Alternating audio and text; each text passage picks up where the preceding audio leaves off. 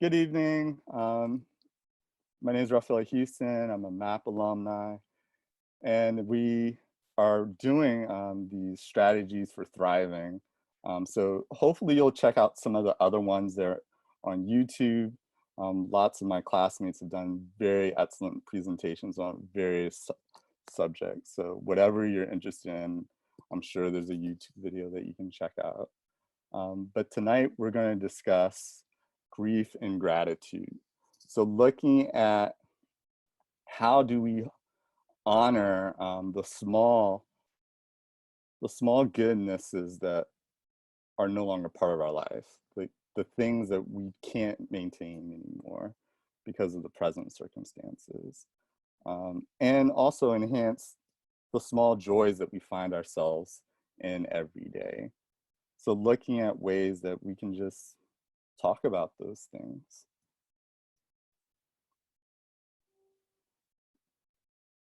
So how's everyone feeling, really? Because the whole purpose of this is not just for me to teach you some things. It's also for me to model some behavior so that you guys can take that forward and create communities and groups of your own. So I want us to hold space for what is happening now. April 25th is a wonderful date. It's the right weather for a jacket or light shirt. But whatever you're feeling right now, whatever that is, just type that in a couple words, because I just want to honor what's coming into this space right now. However you're feeling, wherever you're at.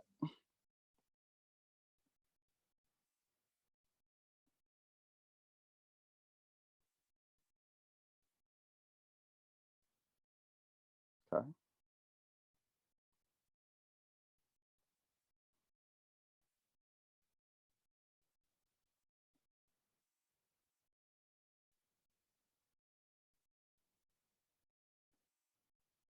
Okay. Thank you.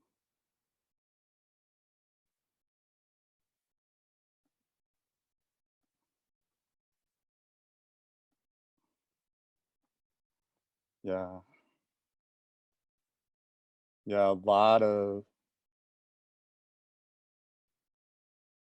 range here, right? um, just in terms of dealing with the stress of being cooped up and the normal ups and downs of our lives in this moment, and also what we have to deal with in terms of just our lives are mediated through these screens. So how do we honor these moments when it's a screen? So hopefully, we can take this time that we have together and make it very purposeful, make it focused on, let us open up to the goodness that is leaving and the goodness that's remaining.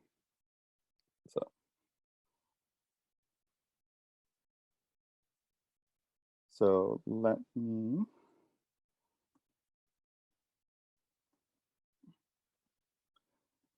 so I want to start with a meditation to help center ourselves and ground ourselves in intentionally holding these hard feelings, because some of the time we don't think that the disappointments that we faced under these circumstances are valuable, but they are. Whether it's the play you didn't get to see, or the activity that you didn't get to participate in, or the time that you planned a trip to see a close family member. All of those things are full of goodness and should be honored. So hopefully you're sitting down, or whatever comfortable position you're in. So whether you're on the floor, a chair, just begin sensing into that support you have from the chair or the cushion. Pay attention to the actual sensations of that contact. Find a position of stability and poise, your upper body balance over your hips and shoulders in a comfortable but alert posture. Hands on your lap, over your knees, arms hanging by their own weight, like heavy curtains, stable and relaxed. Actually sensing into your body, feeling your feet, your legs, hips, lower and upper body, arms, shoulders, neck, head. And when you're ready, allowing your eyes to close, bringing awareness to the breath, the actual physical sensation, feeling each breath as it comes in and goes out. Letting the breath be just as it is, without trying to change or regulate it in any way. Allowing it to flow easily and naturally with its own rhythm, pace. Knowing you are breathing perfectly well right now. Nothing for you to do. Allowing your body to be still and sitting with a sense of dignity, a sense of resolve, a sense of being complete, whole. In this very moment, with your posture reflecting this sense of wholeness. As you sit here, letting an image form in your mind's eye of the most magnificent or beautiful mountain you know, or have seen, or can imagine. Letting it gradually come into greater focus. Even if it doesn't come as a visual image, allowing the sense of this mountain, feeling its overall shape and peaks, high in the sky, large base rooted in the bedrock of the Earth's crust, as steep or gently sloping slides. Noticing how massive it is, how solid, how unmoving, how beautiful. Whether from afar or up close. Perhaps your mountain has snow blanking its tops, trees reaching down to the base, or rugged granite sides. There may be streams cascading down the slopes. There may be one peak or a series of peaks, or with meadows, high lakes. Observing it, noting its qualities. When you feel ready, seeing if you can bring the mountain into your own body, sitting here so that your body and the mountain is in your mind's eye. Become one, so that as you sit here, you share in the massiveness.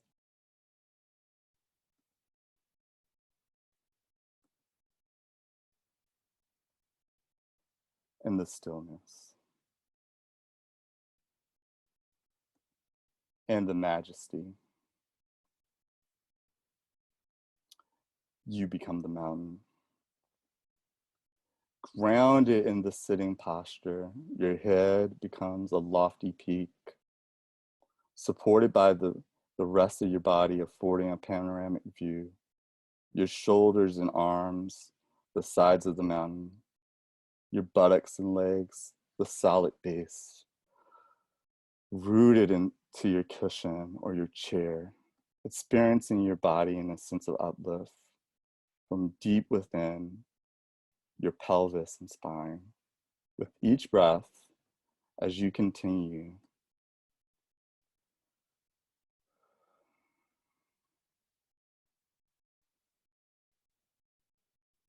feeling, sensing the breathing of a mountain, alive and vital, yet unwavering in your stillness, completely what you are,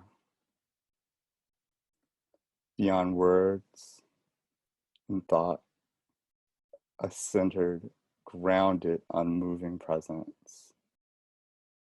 As you sit here becoming aware of the fact that as the sun travels across the sky, the light and shadows colors are changing virtually moment by moment in the mountain stillness. The surface steams with life, activity, streams, melting snow, waterfalls, plants and wildlife.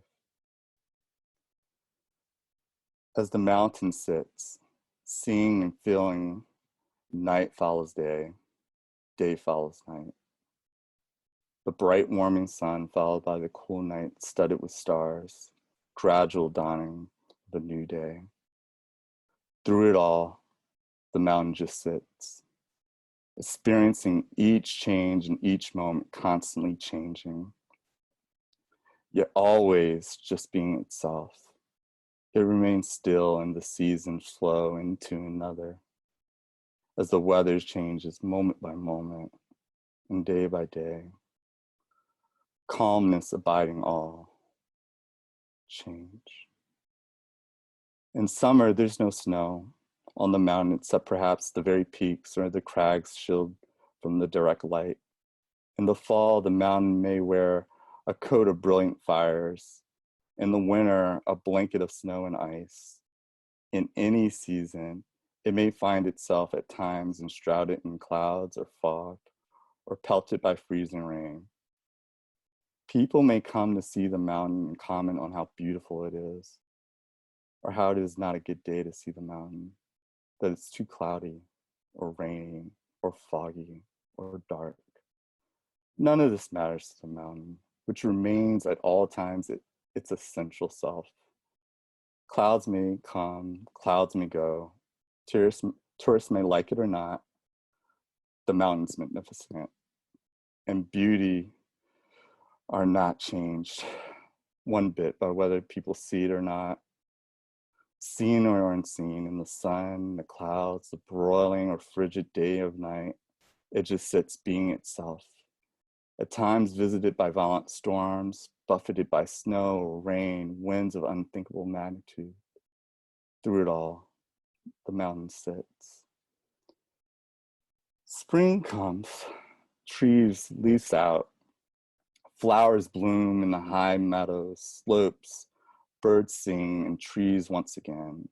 Streams overflow, the waters of melting snow. Through it all, the mountain continues to sit, unmoved by the weather, by what happens on its surface, by the world of appearances, remaining essential itself. Through the seasons, the change in weather, the activity ebbing and flowing on its surface. In the same way, as we sit in meditation, we can learn to experience the mountain. We can embody the same central, unwavering stillness and the groundedness in the face of everything that changes in our lives over the seconds, hours, over the years. In our lives, in our meditation practice, we experience constantly the changing nature of mind and body, the outer world. We have our own presence of light and darkness, activity and inactivity, our moments of color, our moments of drabness. It's true that we experience storms of varying intensity, violence in the outer world and in our own minds and bodies. Buffeted by high winds, by cold and rain, we endure periods of darkness and pain, as well as moments of joy and uplift. Even our appearances change constantly, experience a weather of its own. By becoming the mountain in our meditation, we can link up with the strengths, stability, and adopt them for our own. We can use its energies to support our energy, encounter moments with mindfulness and equanimity and clarity. It may help us to see that our thoughts and our feelings and our preoccupations and our emotional storms and crises, even the things that happen to us are very much like the weather on the mountain. We tend to take it personally, but its strongest characteristic is impersonal. The weather of our own lives is not to be ignored or denied. It's to be encountered, honored, felt, known for what it is, and held in awareness. And in holding it in this way, we come to know a deeper silence, a stillness, and wisdom.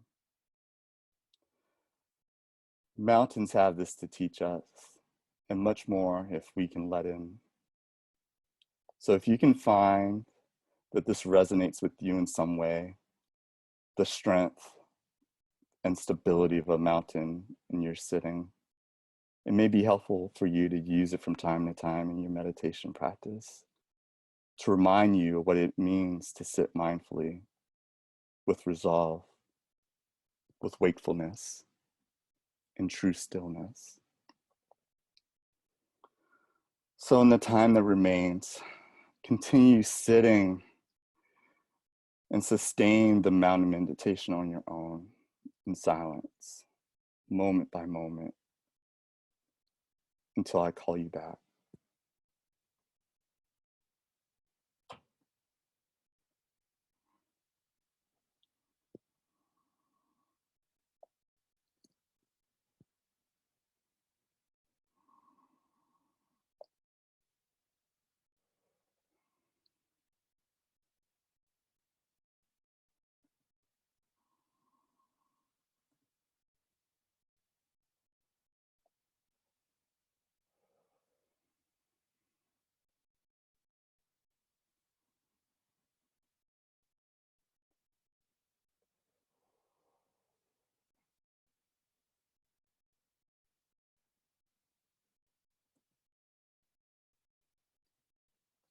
So let's come back.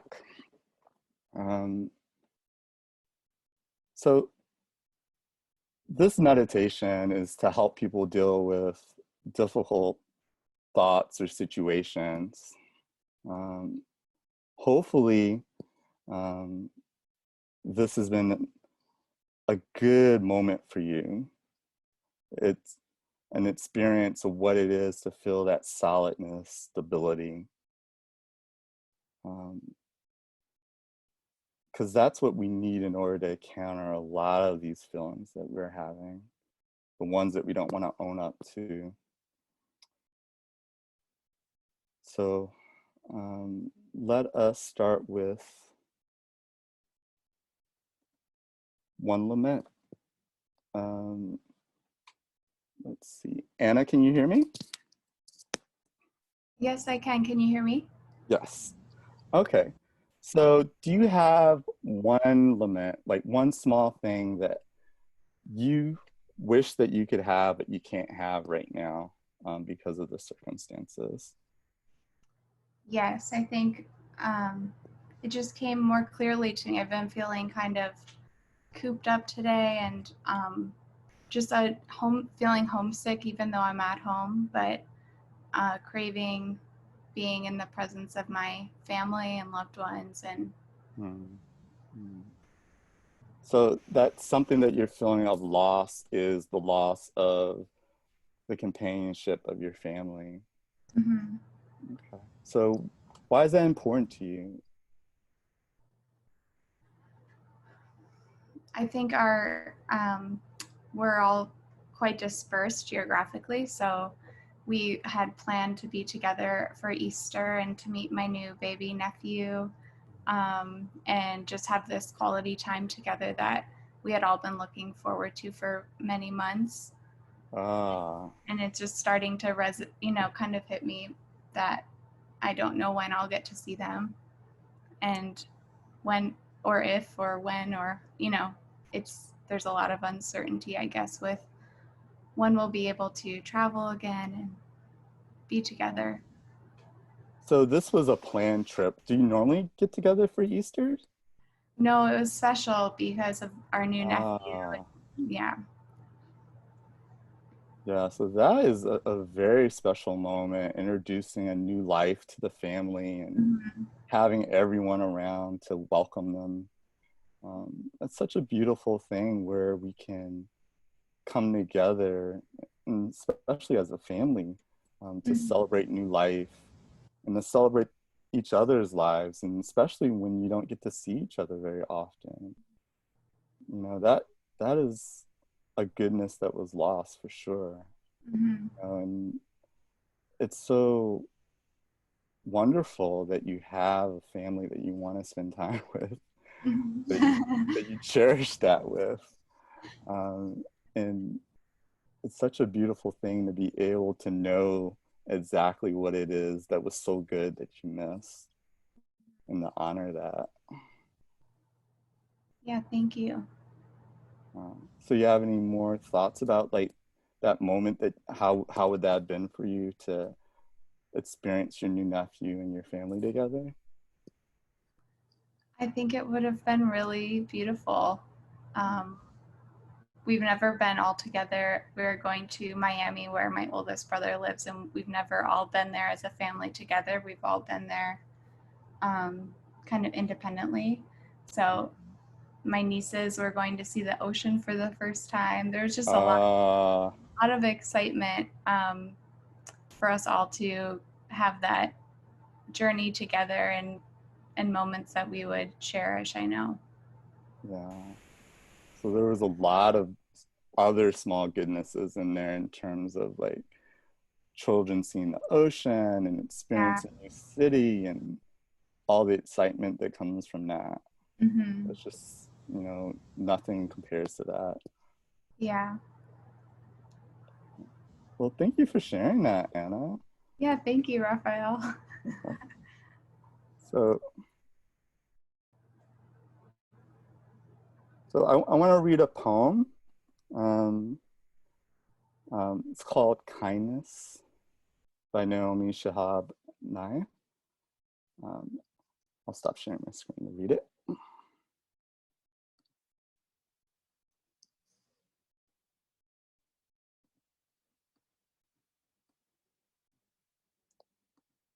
Before you know what kindness really is, you must lose things.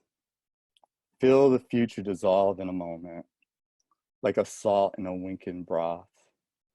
What you held in your hand, what you counted and carefully saved, all this must go so that you know how desolate the landscape can be. Between regions of kindness, how you ride and ride, thinking the bus will never stop. The passengers eating maize and chicken will stare out the window forever.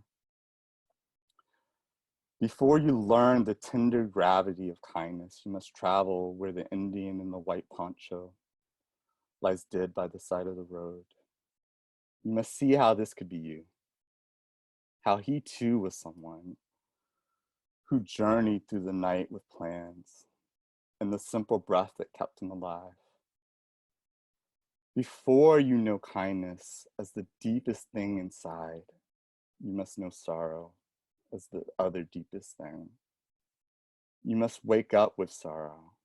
You must speak it till your voice catches the thread of all sorrows and you see the size of the cloth.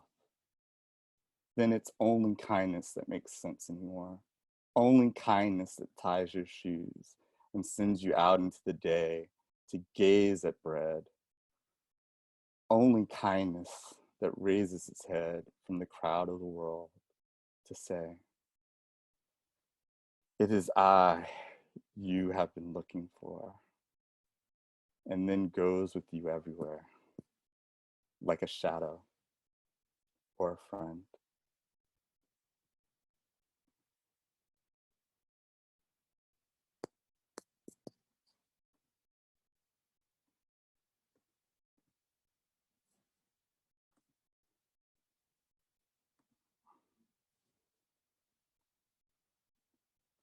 So now we're going to move into a space where we're honoring the goodness that remains, um, to just savor what's around us right now. So Anna, do you want to tell me a story of one or two, three of those goodnesses right now? I feel so honored, Raphael, to have your your loving attention right now. Thank you. You're um, welcome.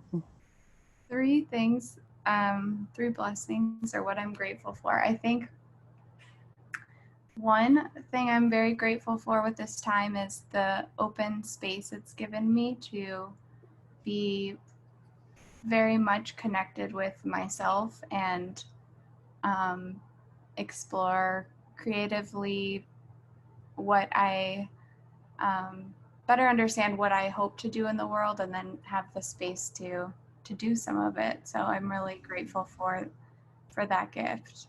Okay, so open space, what do you mean by that? I think life usually is so full of work and social you know, friendships and time and different obligations. Um, that and a lot of I travel quite a bit, a lot of time just away and removed from home. And so this time to just be home, I think, has been very centering, and I feel quite grounded in myself, which I'm Mm, really cherishing. yeah, so that sense of groundedness, why is that important to you? I think that without that sense of groundedness, it's really hard to be the people that we hope and want to be Mm, in the world, because life has a way of distracting us, I think, from what we most value or most prioritize or most value. mm, okay. Yeah, it's like this openness also creates a new potential for the Mhm. things that you most deeply value. And so just this whole period of time is something that you feel is a blessing. Yeah. Okay. So what's another one? Uh, Sort of connected, but I've been really enjoying cooking, um, and loving creating food at home that is nourishing and really creative and tasty. So that's something else that I've been really grateful for. That also is connected with the openness and the more time, but it's recentering on, the different elements of my life that are important. Ah, so is it the preparation, the actual consuming, the company? All of What it. about it? Okay, all Yeah, of all of it. it. hmm So why overall are those things important about And like, I think the creativity of it. ah, Um, okay. yeah, I've really been feeling very creative and connecting with that, and then being able to appreciate it. It's a really nice return on investment. So it's not even just the physical preparation or the participation with people hmm you love. It's like the thinking about it and the preparation in your mind for what you're gonna Yeah. do to. hmm So why is that all important to you? It's it's our what allows us to it sustains us. Mm, I think food is something that really comforts us and gives us physical strength, as well as it's life, consuming. I don't know. I think there's something about it that I don't even really have the words for, mm, but eating is a beautiful part of our life. uh, so it's just this expansive thing for you that consumes like your relationships, your emotions, hmm just has all these multiple layers of meaning sharing a meal and or thinking about preparing a meal or the actual physical doing of cooking. Yeah, and I think also right now with when certain foods or items we are in short supply, or we're not able to get. So we're maybe being creative with new and different ingredients. It also makes us appreciate what we have even more. Thank you, Anna. So, like, as Anna's talking about her blessings, feel free to add in the chat the things that you feel are feeling grateful for. I'm sure you're being inspired by Anna, like, because I'm now hungry, Anna. Thank you. So, what's the third one? Third one. So everyone knows this was not premeditated. So I am just really thinking on the spot here. I think the third one would be I've been loving my walks. Every day I go on a walk in the afternoon in the neighborhood, and I admire all the spring blooms and kind of check up on them every day, and have my route that I go. And sometimes I go down different streets, but I've come to really treasure that part of the day and look forward to it. Okay. So, is it the same route? How do you go about this walk? It's the same destination. I usually walk to the park, but I kind of zigzag over there through a cute neighborhood and admire all the flowers and just that time. And I do it typically at the end of my work day, so it's kind of a reward and just nice to be outside and have the fresh air. So, do you have like a favorite flower or tree that you see on the way? There's some really beautiful roses, all different varieties of roses right now are in bloom. Mm. And I may or may not trespass occasionally to get pictures. This is recorded. I'm just making Yeah. Just one step. I think they would appreciate my appreciation of their flowers. I'm sure they would appreciate it too. So it's not just the motion of walking, getting out. It's also just being surrounded by these beautiful natural things, Mm-hmm. and then attending to them. So like you have some things along your route that you slows you down, and you pause, and you pay very close attention to. Mm-hmm. Okay, so overall, why is that important to you? I think as humans, we're meant to be in nature. And living in a city, I live in Los Angeles, so big city, it can feel quite disconnected, especially when we're in our homes for many weeks. So I think that it's just a little bit of my day where I can feel that intrinsic need and fulfillment of being in nature and hearing the birds and seeing the sky. So I love Oh, yeah, it sounds like a beautiful walk and so many things to look forward to along the walk and them. Mm-hmm. your destination too. And just the perfect way to kind of seal the end of a day. Yeah. Yeah, I think that this time and this space has allowed for a routine in my life and incorporating kind of these rituals that have really been such a tremendous gift that I hope I carry forth. Yeah. Well, thank you for sharing the blessings of just being open to this moment and the joys of cooking and, just being out and experiencing nature. Those are three wonderful things. Thank you for savoring them with me, Raphael. You're welcome. So, It's been so nice to read so many others' yeah. gratitudes as well. Yeah, there's a lot in here, like, you know, mindful walks. Oh, that's awesome, Sharon, that you're able to kind of get some space with people while social distancing in your community. And, so many people enjoy walking. Maybe we should all do like a walk together, like a Zoom walk. Um, uh, just so many wonderful things. So that was basically it. Like I combined a couple of different things that I've seen happen in the different grief groups that I've been in, some things that we've learned in our MAPP program into a fusion, right? Because sometimes we only think of grief as negative, as the loss, and let's just feel the loss. But let's feel the goodness, right? Like when we were talking um, earlier with Anna, we were talking about there was really good things. There's so much excitement and things to look forward to.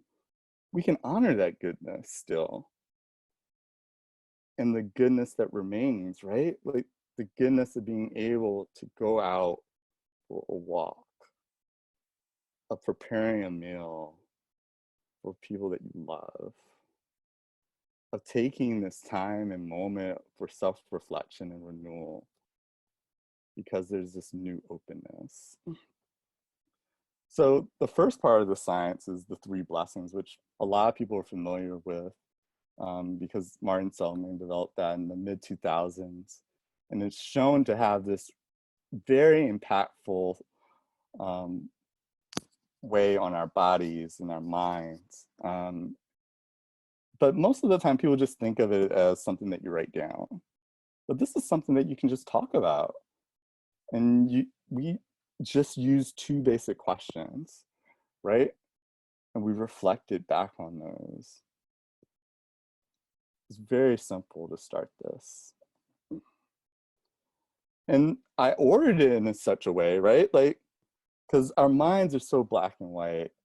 Like we think that good is stronger than bad, but science has shown that bad memories overpower good memories. Like on the left here, we have like a Teflon um, pan used by campers to cook on a mountain. That's what goodness is like for most of us. We don't hold on to it. It slides out the pan. Bad things are more like the Velcro that's hard to pull apart, that gets really knotty, and it's hard to put it back together again. So this is from the work of Roy Baumeister and Paul Rozin. And there's been a lot of replication of this, and it seems to be something that we have to acknowledge. So when I was thinking about how to do this, I made sure that the lament was one thing, only one thing, and then we dug for the good of what was in the lament. And then we reflected on the good that remained to overpower the bad.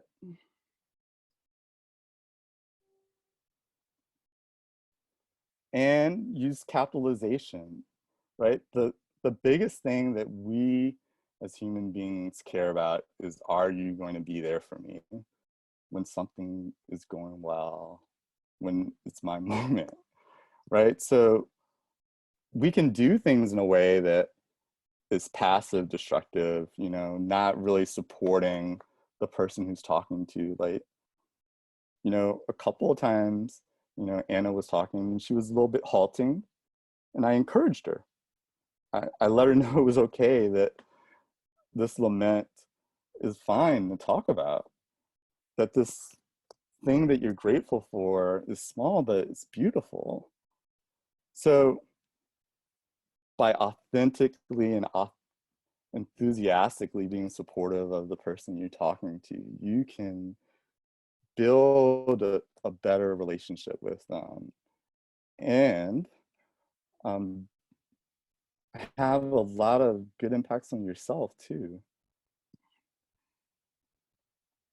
In mindfulness, right? Like mindfulness creates an open space. So this is a quote from William James: the faculty of voluntarily bringing back a wandering intention over and over again is the root of judgment, character, and will. So the research around mindfulness is pretty recent in psychological history, probably for the past 30 years. But what we do know according to Carmody, about body scan meditation is that it does free us from tensions and makes us more open to our emotions and experiencing hard emotions. And that's been studied a lot because it's used within mindfulness-based stress reduction, which John Kabat-Zinn, who I got the poem from, was a pioneer in. And it doesn't have to necessarily be secular. Across all of our world religious traditions, we have these contemplative practices. Even within these different traditions, there are different contemplative practices. And it's a source of a great renewal for billions of people. And to remind people that they have these sources and that you can use these things to deal with the hard things in life.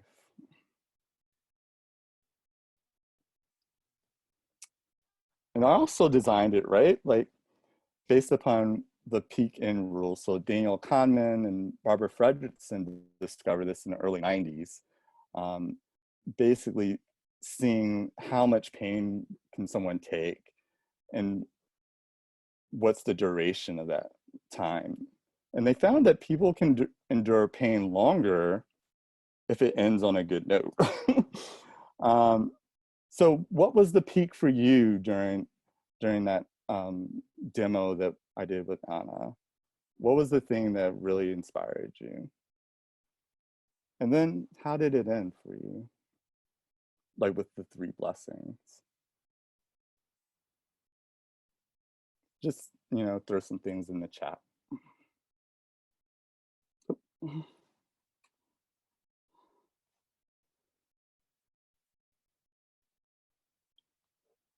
Okay.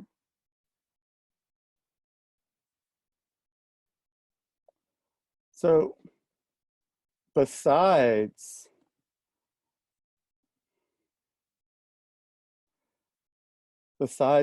just, the practices, right? It's important to do this in community. Because a lot of the times we think of these different mindfulness techniques or gratitude journals or poetry as something that happens in isolation in our cubbyhole at home. But it's a way that we can unite each other, right? Because we need community now more than ever. So I designed this as a practice so that you can foster your own community. You can gather together mindfully, attend to the laments, the one lament, and the blessings. And just have that be a practice where like maybe once a week or once a month, you get together with a few friends and you just do this. And you just enjoy discovering what the goodness that was lost and the goodness that remains in each and every one of our lives.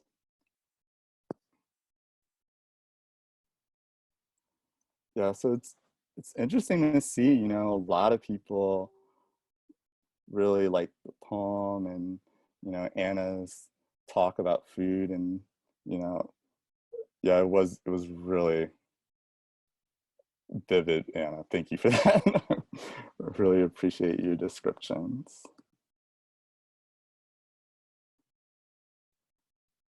Okay.